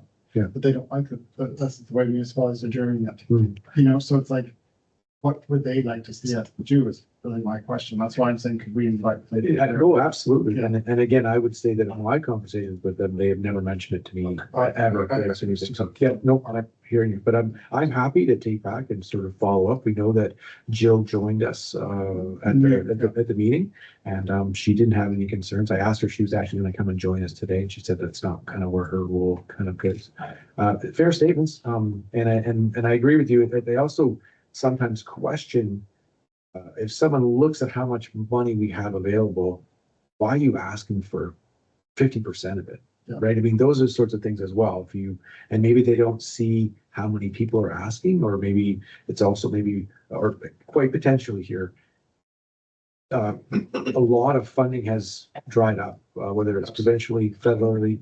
So you do get groups, I think, coming and saying, hey, have you checked out the Ready Grants? This might be a place. I mean, that's kind of a common statement that we even say sometimes, like, hey, this might not fit for us here, but you know, maybe you want to come to the Ready Grants and put your application in.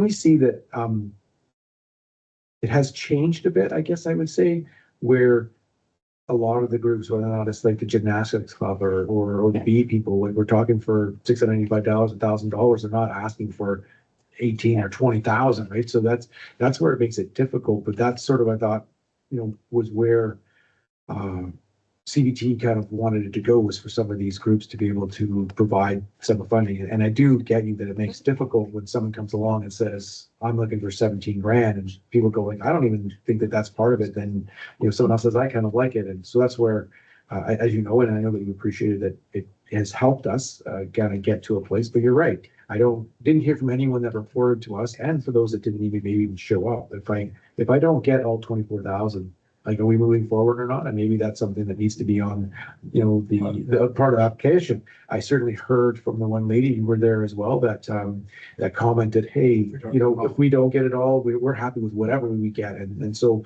sometimes it is a good question. Like, if the Marksman group doesn't get the amount that they were wanting, does that mean that the project is now defunct? I mean, it's a fair question.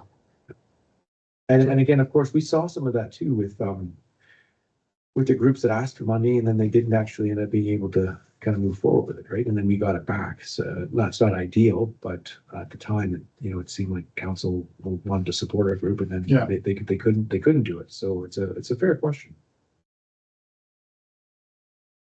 Well, it is difficult too, because we don't know what the other requests from the other areas. We don't know that amount before we give our amount, you know?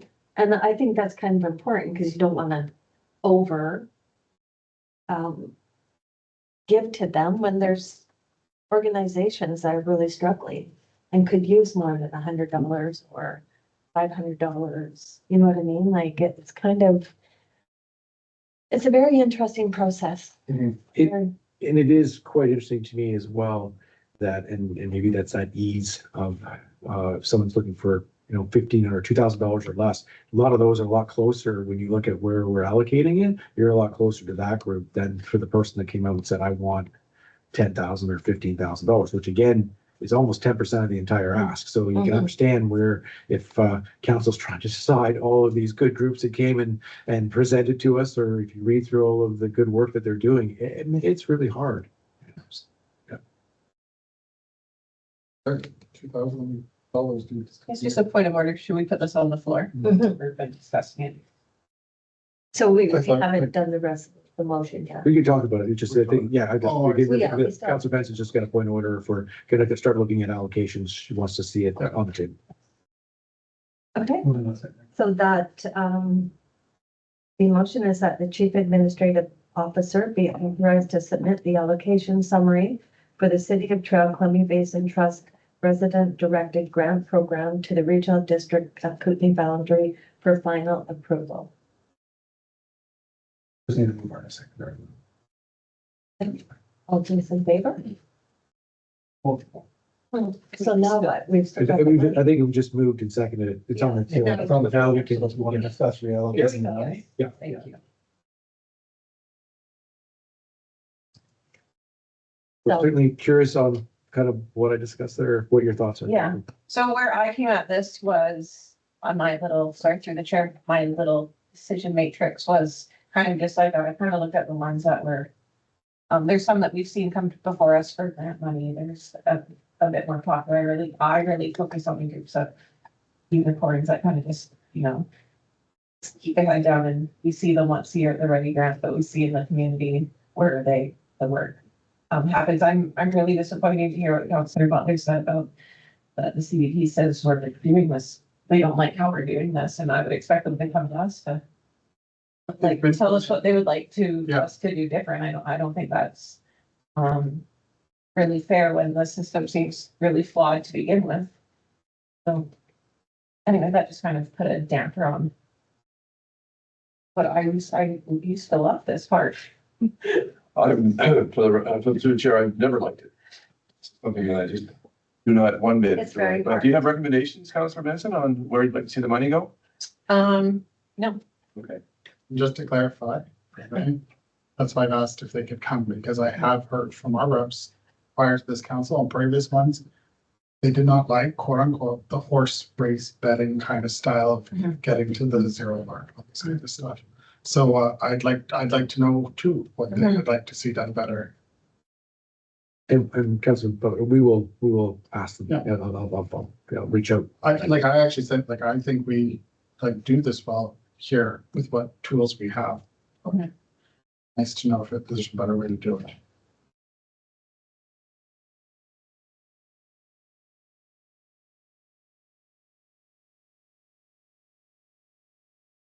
Oh, council, any suggestions? We've got a little bit of money here.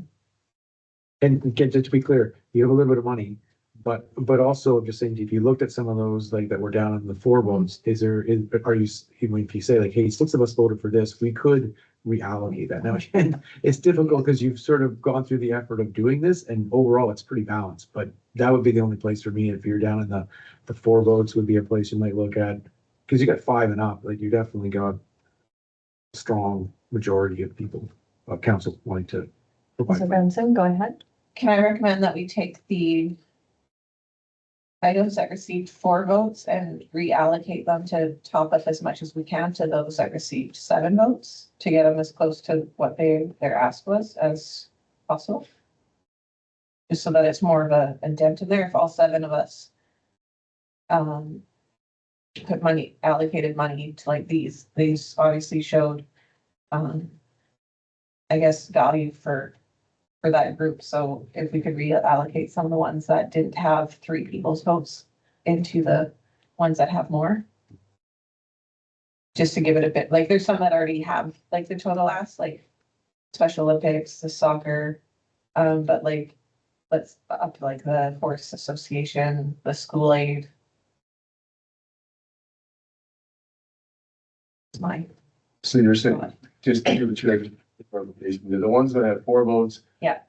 Take them out of the allocation, put that money up to the top tier, Yeah, 7, along with the with the extra 2,800. 2,200, yeah. It's a PDF or else I would. Yeah. Add it myself. I'm here.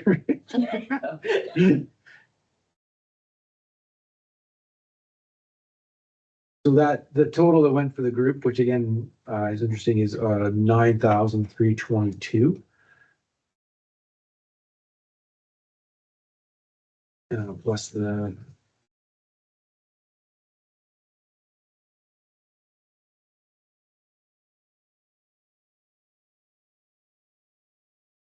So that would give 11,606 and again,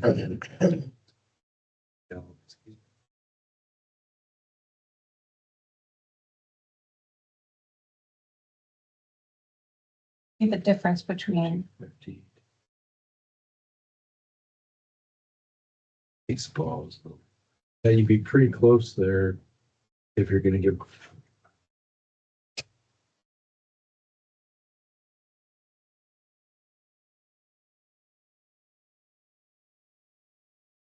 $979 would make them all, would provide all of their.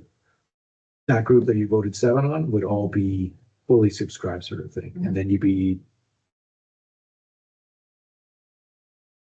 have $1,800 left over to maybe top up someone in that receives 6 votes. Again, I hear you, council, that this is not always easy, but certain thought process.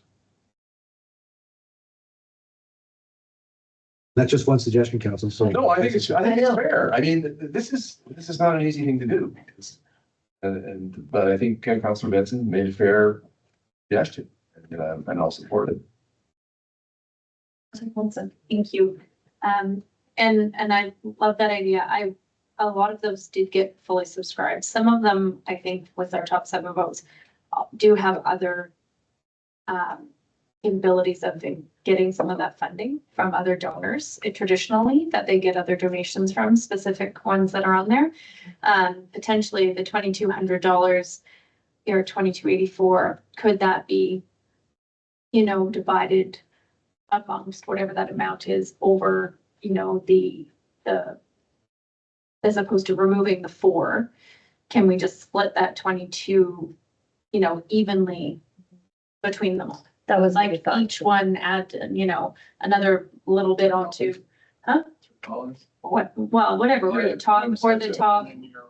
Some of them will be over the top, so.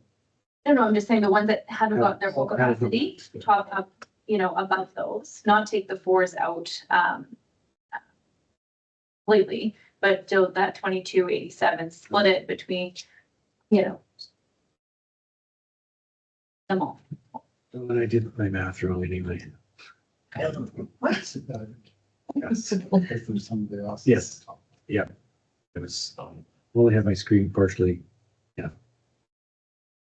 Oops, add it in a Excel file, if it helps. I know that you could. Reason I suggested that, Councillor Hanson, was just kind of like what Councillor Butler said was, it really is diluted, is, someone asking for like $24,000 and receiving $7,000 is even, it's a drop in the bucket. So, just to kind of, for the ones that we all voted for, to amp those up. Yeah, and that was, sorry. Here, Go ahead. So those were a few that were on there that I do believe they get funding from. As I was looking for, because I know I personally donated to some of these things over the years, there's a lot of those that actually get funding from other sources. So I was trying to think of the ones that maybe didn't get other funding opportunities out there, that spending that little bit of extra amongst them, where they don't get that little bit extra. And I mean, some of these things, if the West Kootenai Marksmen can't do the roof this year, at least they've got that funding to allocate towards next year when they get the rest of the balance, or they know what they need to fundraise towards as a setting point to be able to get that roof done. Or maybe, they get an in-kind service from, someone else to contribute to those things, right? I'm just trying to figure out, and the Mental Health Matters campaign, yes, this has so much allocated towards it. They're asking for so much from different groups. It's a fundraising campaign over a long term, over another year or so that they're looking for funding, that they're fundraising for. Where do we spend it so it's split evenly between kind of all of these different groups?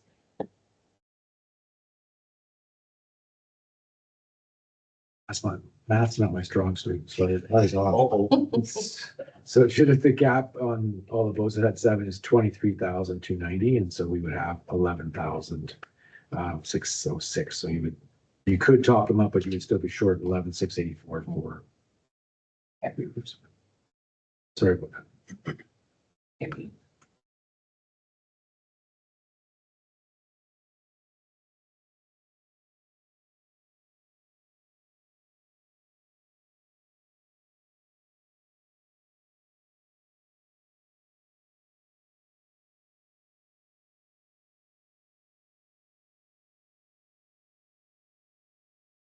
Hell.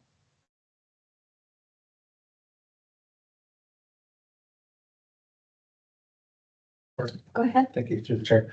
I think the cleanest way of doing this, this motion is on the floor. So if we're looking to do some type of amendment, I would suggest that into council, put forward an amendment.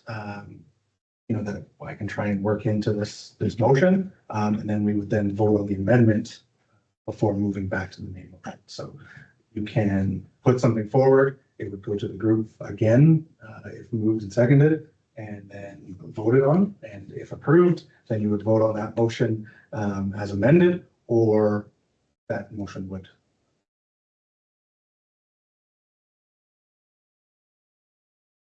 To try and. Supervisor. For them, that we leave as is and carry forward the 20, That was whatever it is, to 2027, if I know my numbers right. Yeah, so I would say the amendment would be, bring me this, that the chief administrative officer be authorized to submit the allocation summary for the City of Trail Columbia Basin Trust Resident Directed Grant Program to the Regional District of Cooney Boundary for final approval with a carryover of the remaining funds to 2027. Yes, please come in as a Yeah, council thank to you. give us a better way of doing this for the next council term. Just to keep it. Yeah. Yeah, so I would just say the amendment is the addition of the words with a carry forward of the remaining funds to 2027. So council, you can, if we get a seconder, that can go on the floor, be debated and voted on. That's like for discussion.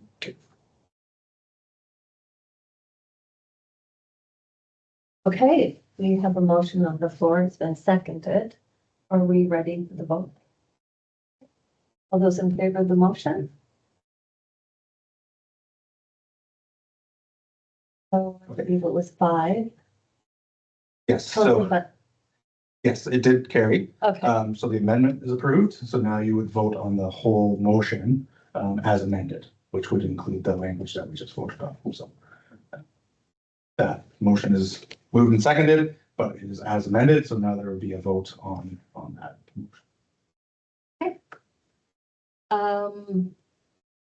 all those in favor of the motion as amended?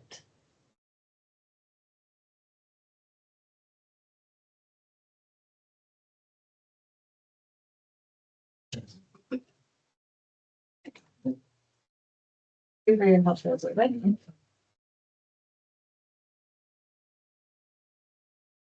Correspondence for information. We have 4 letters here tonight for information. And the following correspondence to be received for information. The TCAT letter dated March 27th, 2026. The HANIC email dated February 4th, 2026. Selkirk Security, April 6th, 2026, and Peck Trail Operations, April 9th, 2026. Go ahead, Councilor Hanson. I'd just like to pull the Selkirk Security letter. And I just wanted to make note that what is referenced in this letter regarding the garbage cans in the downtown core is actually something that the Downtown Trail Improvement Committee has been discussing at length and looking at opportunities with GFL waste management on different types of garbage cans, potentially looking at smaller ones so they're less hideable behind, etc. as opposed to the bigger ones, and looking at different locking mechanisms on them as well. So just so that public is aware and council is aware that that's something that has been in discussions with the Downtown Trail Improvement Committee.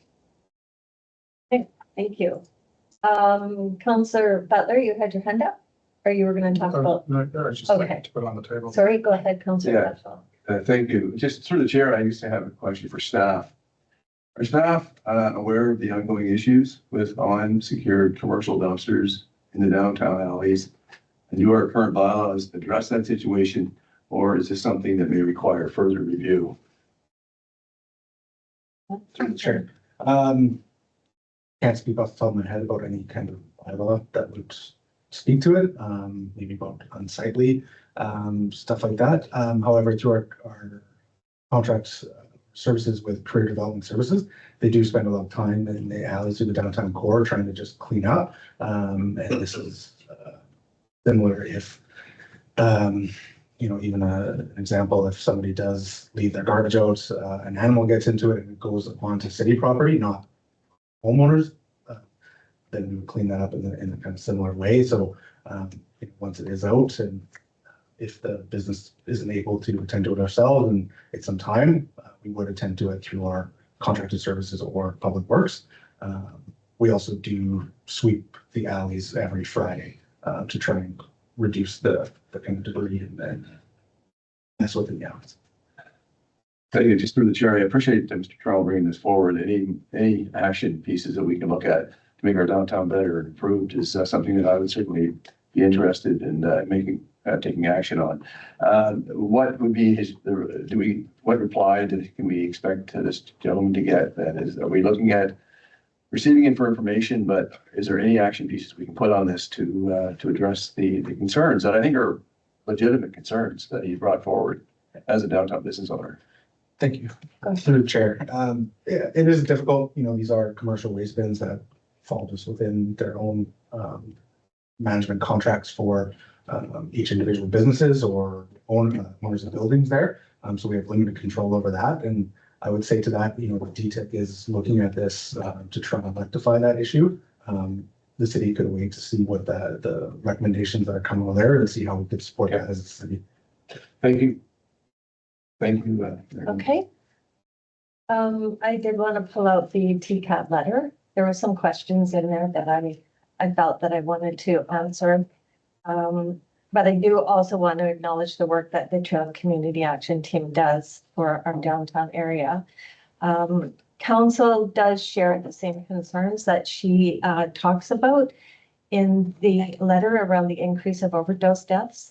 And many of the services that she has referenced, such as treatment, mental health supports, and harm reduction, fall under interior health in the province. And we continue to advocate for those increased services as city council, and for those services in Trail.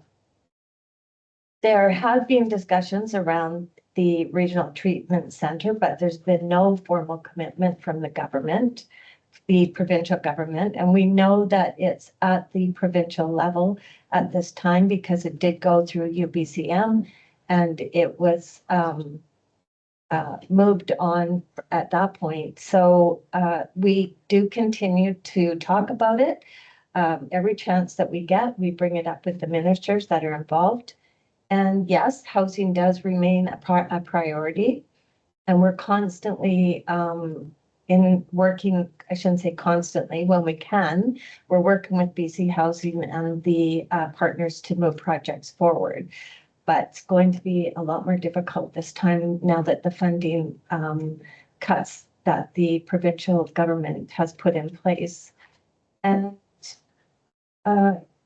we do recognize the impacts that this is making our community. And we're hoping that some measures within our role can be addressed. And we agree that the issues require broader supports beyond just enforcement. So I just want them to know that we're going to continue advocating with the province and the Ministry of Health for services that our community needs. And we are always looking for opportunities to do that. And I just want to make sure that they realize that the work we are doing. And I really appreciate the letter coming forward. I also wanted to bring forward the Tech Trail Operations letter. Excuse me, Mayor Jones. Oh, sorry. Can I speak to the Sure. CAB letter as well? Yes, thank you. Thank you. Just, we'll go into one request. I'll just repeat it from the letter. Respectfully urge council to continue to advocate for and invest in additional supports, including expanded access to harm reduction services, such as an overdose prevention site. So this is something that's been on the top tier of their agenda, Trails Community Action Team, since I became a city councilor. This is a policy decision that this council has never discussed. I realize that Interior Health is it's the agency that installs these, that runs these. But I think it's in what she's asking for, if I read this correctly, she's asking for council to advocate for an overdose prevention site. And I think that that is something that we need to do. We need to have a discussion around it. So what I'm proposing, I was going to do it now and just segue right into a motion, but I think it would be only be fair that I make a notice of motion, which I'll introduce later in council, addressing that very issue. I think it's important at this stage of the game that we know what the will of council is surrounding an overdose prevention site. And that message can then be relayed to Interior Health and anyway, the Minister of Health, our CAO will know it, council knows it. And I think it's important that we reach that point. And so I just want to say that I'll be addressing that particular request later in the meeting with the notice of motion. Thank you, Your Worship. That's all I have. Go ahead. Through the chair, could I just ask a question? Just, you don't need to get into specifics. But if council recalls, when we were doing first reading for OCP, there was a portion of one of the motions to invite IH to speak on this topic once the new council chambers are underway. So that is in motion, and I just didn't know if that was similar in nature. It's connected, Okay. Mr. Moorhead, but I think what I would like to see is what is the will of council? Do we want an overdose prevention site in Trail? Just, that's a simple question.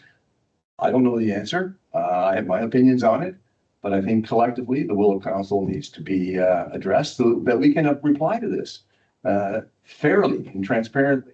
And if we're all in favor of it, then we can reply accordingly. But I appreciate your comments, but I think it's connected but not related. Okay, thank you. Thank you. Okay.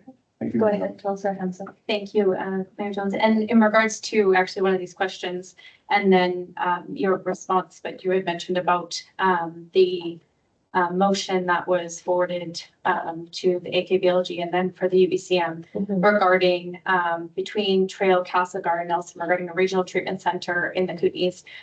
When that was presented to staff, ministry staff down at UBCM, there was supposed to be follow up with them. So I just wanted to ask on behalf of council, has there been follow up sent to Ministry of Health staff for additional meetings with staff or the other mayors to move this on, or a committee struck of some sort to move this along, as well as when Minister Osborne is here, is there plans to have follow-up meetings with her already scheduled so that we can get a thorough update of where everything is at? Okay. No, we haven't had any. I did no follow-up with the ministry. And I mean, we've had just verbal discussions with the mayor of Castlegar and Nelson, nothing formal. But I can tell you that I have requested a meeting with Minister Osborne at the AKBLG, and I'm hoping that it's going to happen on Sunday. If she has time, it hasn't been confirmed yet. And that was an opportunity for us to bring it up there too. So I was hoping that council, who was at the AKBLG, would be willing to attend the meeting with me.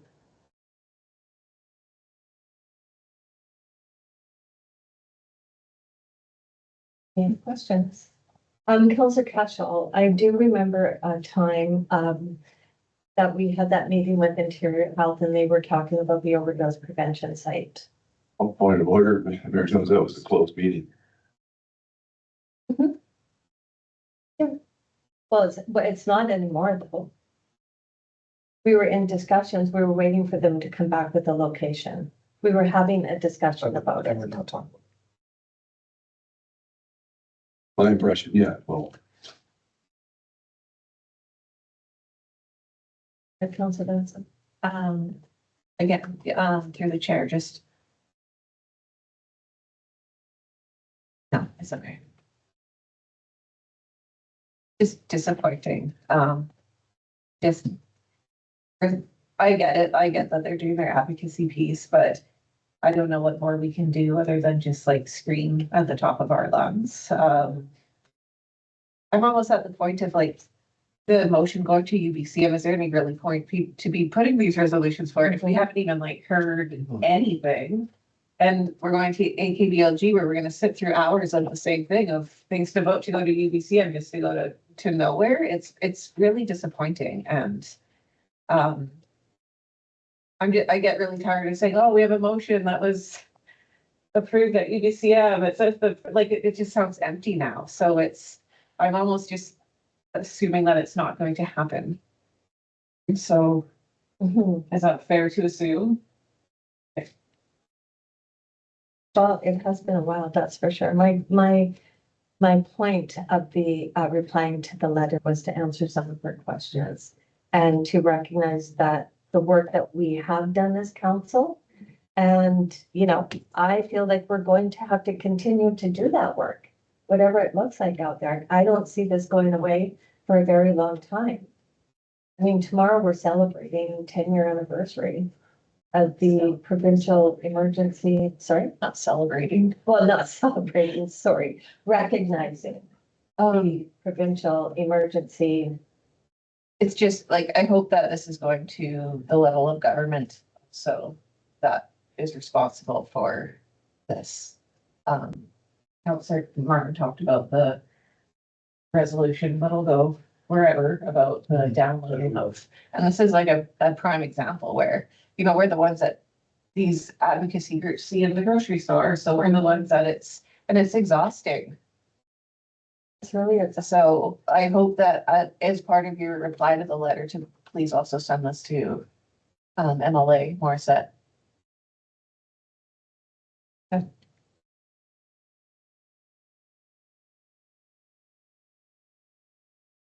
any other comments? I do have a comment on the Hennick email. Okay, We'll pull that up. You're gonna pull. I'm going to, you go ahead, Councilor. Well, no, you can speak to it first, Mary Jones. Well, I was just going to pull the Tech Trail operations one. Oh, I'm sorry. For 2026. Yeah, I apologize. And the only, and I appreciate, General Manager, Villa writing to council, with his letter. The only thing I wanted to do was, also add the addition that I would like to request that staff schedule a meeting with the Major Industry Taxation Committee as soon as possible, and hopefully in June, so we can keep these conversations on the table.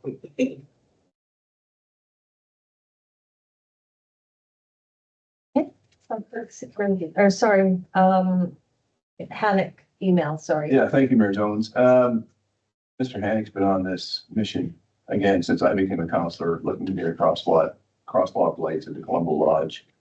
And, his concerns over safety, very valid concern. And I guess my question through the chair, does staff have any information as to, something came up earlier, where was staff looked into maybe a cost? If any preliminary information or any information that staff can give us on feasibility of putting that in, because my understanding is the Ministry of Transportation doesn't feel it's warranted, so it would fall completely, totally on the city. Does the city have any numbers to kind of address this inquiry from Mr. Hannick? Thank you, Go ahead. through the chair. Thank you, Councilor Cashel. Yes, so a little bit of background on this. Concerns have been raised throughout the community about that pedestrian crossing. The council is aware that it's a highway right of way, so there are certain stipulations that go around there, who is responsible for what along those corridors. For instance, along Victoria Avenue, we have sidewalks and drainage in place. All it's within the highway right of way, that is our responsibility, and it's outlined within an agreement that every municipality has with the government on what is managed in the highway right of way and how that cost is associated. And those davit arms, the pedestrian crossing davit arms that are along Highway 22A or the Gulch is highway responsibility, MOTT. And so we had a discussion with their various departments in the transportation area of service, as well as engineers through their office of Nelson. And we expressed the concerns that the citizens were raising, and they provided what's called a warrant analysis based on a number of different factors. And so that would be speed limit of the road, the width of the road, how many driving lanes, sight lines, how many pedestrians cross every day. And so they did that in, I think that was 2024. And at a time when school is still in, so because there is a bus stop there, so they tried to account for as much variables as they could. Within their data, they informed the city that it wouldn't meet the warrant to go to a higher threshold of crossing. And so while they said the ministry, because of their data, wouldn't provide a new upgraded crossing there, the city could at our own, but there is a bit of a process there, like you say. So first, we would have to do engineering drawings, because if we're going to do work or place infrastructure within the highway right away, we would need to get a permit to do so. In trying to apply for a permit, you would have to have engineer drawings that meet ministry specifications. So there are examples of the local region of what you can see, and what we would have to do is ensure that we would put big enough bases in. How do we get power there? Is there power available? Provide all of that plan to the ministry before we even get approval. They say they are supportive, but we don't know. And then further to that, I would say from experience on a drawing such as that, you're looking at maybe the $10,000 to $20,000 mark, depending. I could be a little high there. I'm just trying to be as conservative as I can. And speaking with the ministry, when they're doing similar projects of this nature in the region, it could be anywhere between 150 to 200,000 for the actual construction if we're approved. And so, staff at this time haven't put this forward as a project because, as council just had many conversations about downloading the government responsibility, that is money that the resident taxpayer would have to take on rather than the provincial government. And so, as you can see, even in the capital plan for 2026, we are funding intersection improvements at Second and Gopal, which also the community, through our active transportation planning, noted a big concern and affects a lot of pedestrian and traffic use. And so, staff are putting that type of project that we have outlined within our various plans forward, being cognizant of taxpayer dollars and not address provincial responsibility. And maybe, if we keep asking, maybe the data will change, and we can, through our staff, try and be persistent. But at this time, they said they will not fund it, and so it would be the city that would do that. Thank you for that information. Just through the chair, there's 3 crosswalks there. Technically, they can all use these improvements. He's picking the one at Columbia because of the weddings that they have there, and people transporting or going across the highway. So one suggestion I did make to Mr. Hennig in one of the several phone calls that we've had over the past 3 years is hiring or utilizing a crossing guard, maybe at the time that they have these weddings. That was just a suggestion that I did make to him.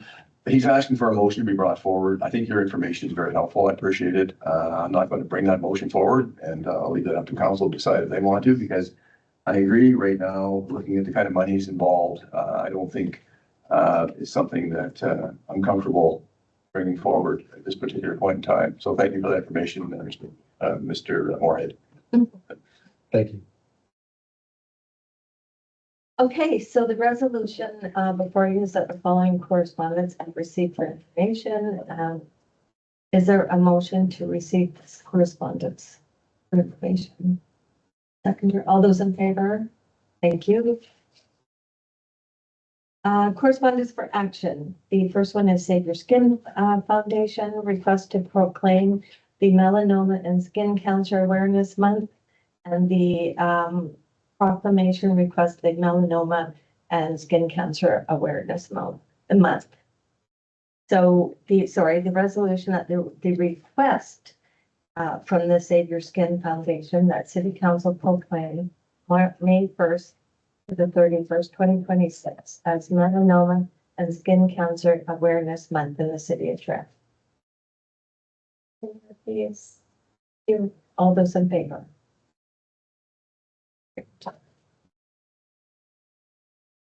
Okay.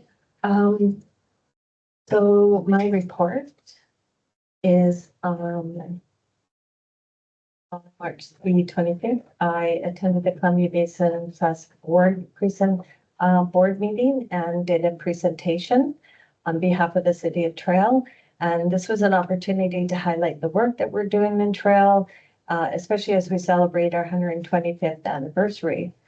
I spoke about several of the projects supported by the trust, including the flood mural, the upgrades to the Kamiko Arena, the Skywalk, the Unicorn Child Care Center, and the Trail and District Seniors Villa. And I touched on some of our key priorities moving forward, such as the potential for the Warfield amalgamation, the downtown redevelopment, and the planned BC Transit hub upgrade. It was just a really good opportunity to reinforce Trail's role as a regional hub and to acknowledge the importance of our partnership with the Columbia Basin Trust and the fact that we really do appreciate all they do for our communities and the communities across the basin. October 6th, I attended, along with Councillor Hanson and Councillor Butler, the Pacific Coastal 20th anniversary. So it was 20 years of Pacific Coastal serving our community.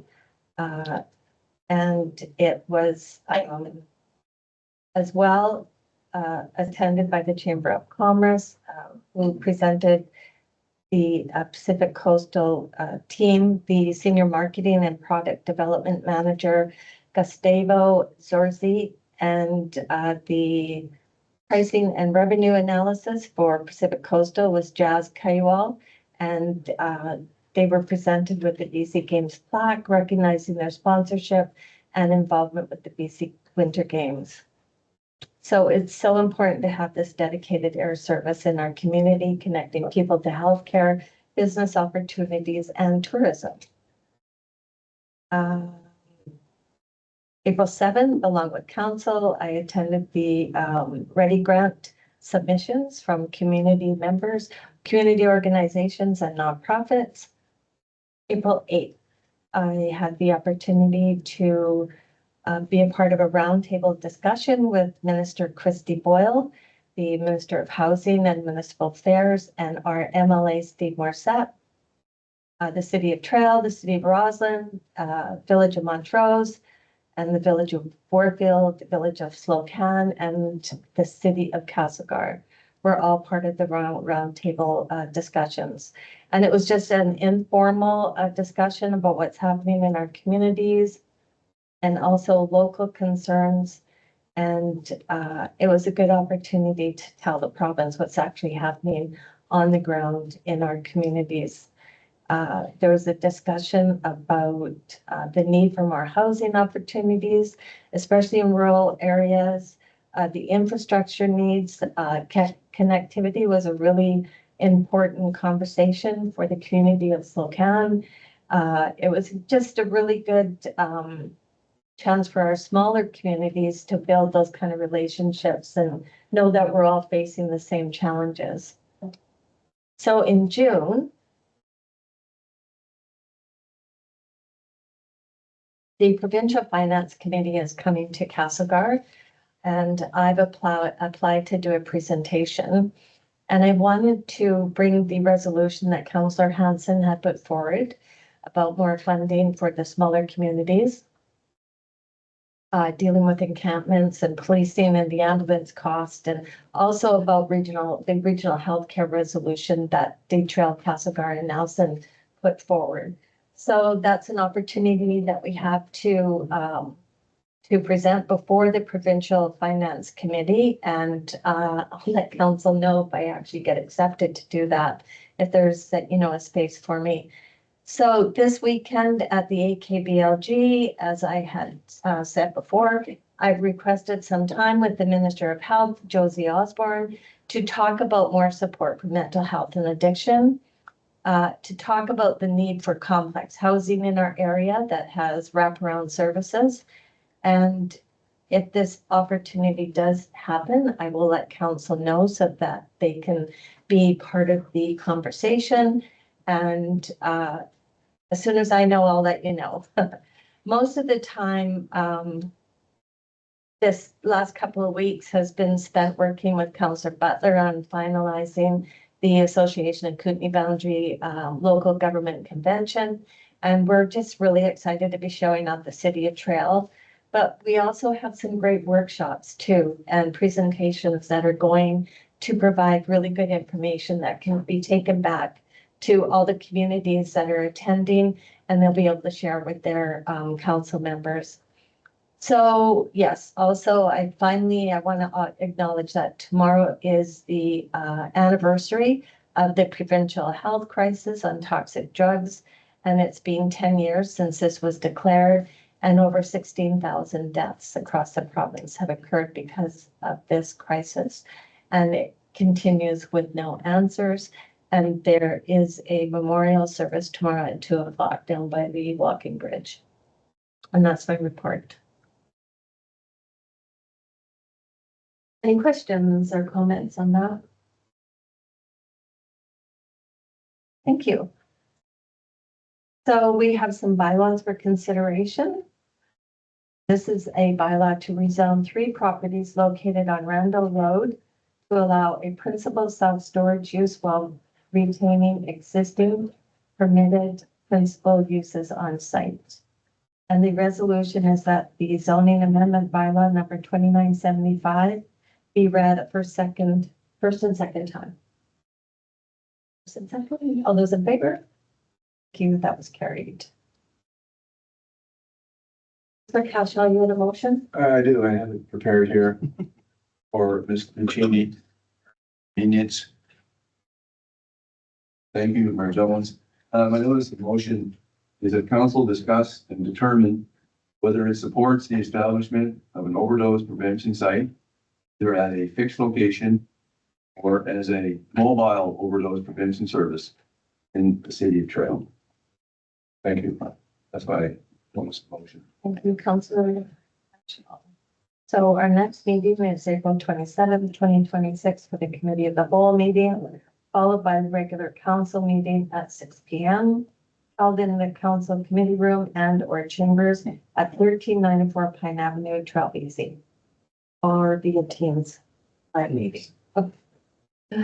Is there anybody for question period?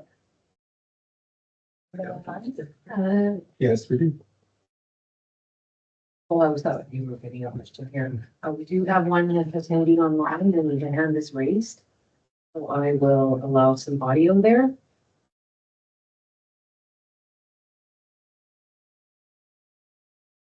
Hello, can you hear me?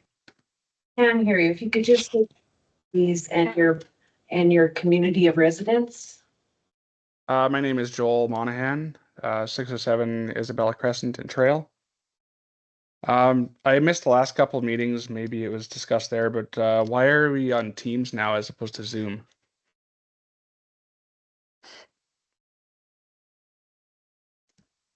Sure, I take that call.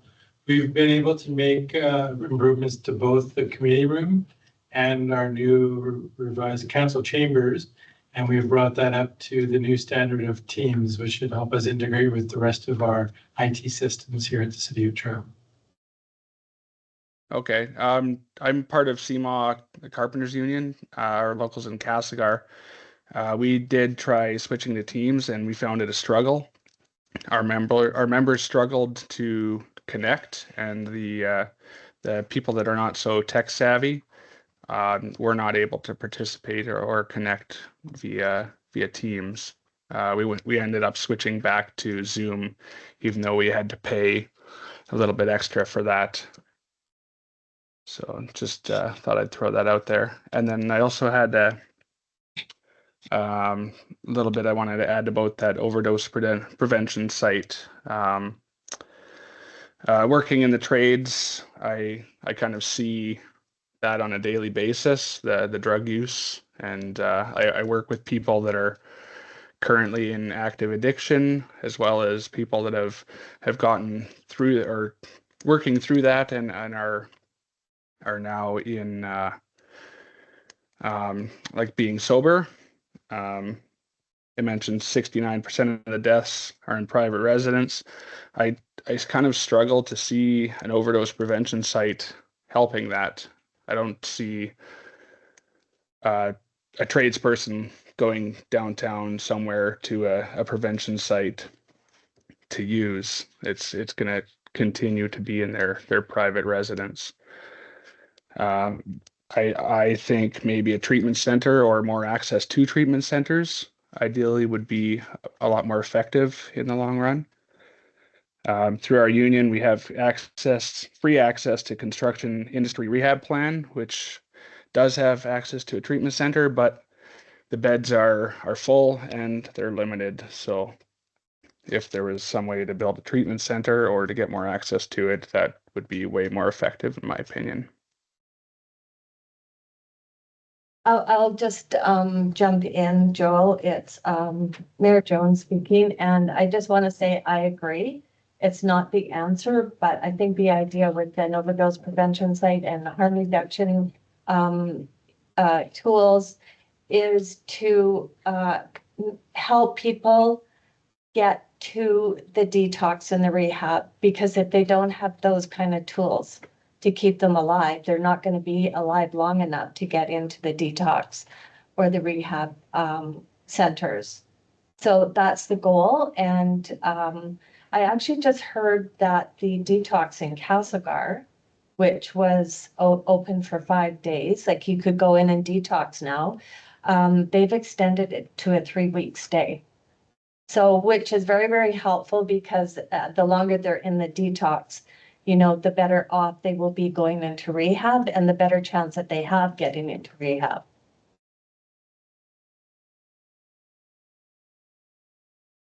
Yeah, that makes a lot of sense.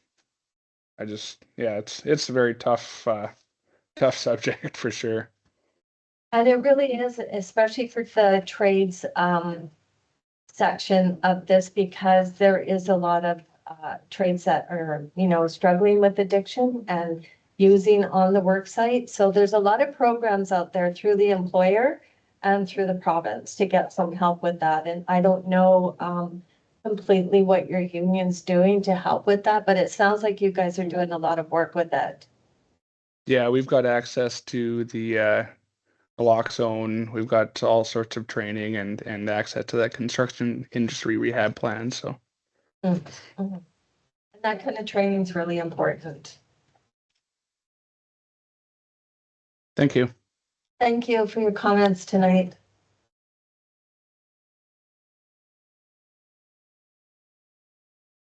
Okay. So I guess is there any other questions? I don't see any, no? Okay. Guess we'll move for adjournment. Listen, there you go. It's carried. Good night, Doug. At the office, you get kicked out.